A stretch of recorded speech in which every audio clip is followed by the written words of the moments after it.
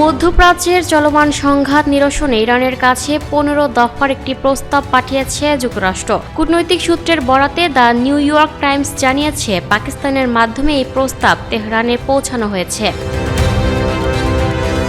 প্রস্তাবে ইরানের পারমাণবিক কর্মসূচি, ব্যালিস্টিক ক্ষেপণাস্ত্র উন্নয়ন এবং হরমুজ প্রণালীর সামুদ্রিক নিরাপত্তা নিয়ে নির্দিষ্ট পরিকল্পনা তুলে ধরা হয়েছে। সূত্র জানায়, পাকিস্তান সেনাপ্রধান আসিফ মুনির এই প্রক্রিয়ায় গুরুত্বপূর্ণ মধ্যস্থতাকারী হিসেবে ভূমিকা রাখছেন। উভয় পক্ষ সম্মত হলে ইসলামাবাদ সরাসরি আলোচনার আয়োজন করতেও প্রস্তুত। এদিকে মার্কিন প্রেসিডেন্ট ডোনাল্ড ট্রাম্প দাবি করেছেন, ইরানের সঙ্গে খুব ভালো ও ফলপ্রসূ আলোচনা হয়েছে। তিনি ইরানের জ্বালানি অবকাঠামোর ওপর সম্ভাব্য হামলা 5 দিনের জন্য স্থগিত রাখার কথাও জানিয়েছেন। তবে ইরান এই দাবি সরাসরি অস্বীকার করেছে। তেহরানের কর্মকর্তারা বলেছেন, তারা বন্ধুত্বপূর্ণ দেশগুলোর মাধ্যমে বার্তা পেলেও যুক্তরাষ্ট্রের সঙ্গে কোনো সরাসরি আলোচনা হয়নি। উল্লেখ্য, গত 28 ফেব্রুয়ারি থেকে যুক্তরাষ্ট্র ইসরায়েলের হামলা এবং ইরানের পাল্টা আক্রমণের মধ্যে দিয়ে সংঘাত এখন 4র্থ সপ্তাহে চলছে। বিমান হামলা, ড্রোন ও ক্ষেপণাস্ত্র ব্যবহারে বহু হতাহতের ঘটনা ঘটেছে এবং অবকাঠামোর ব্যাপক ক্ষতি হয়েছে।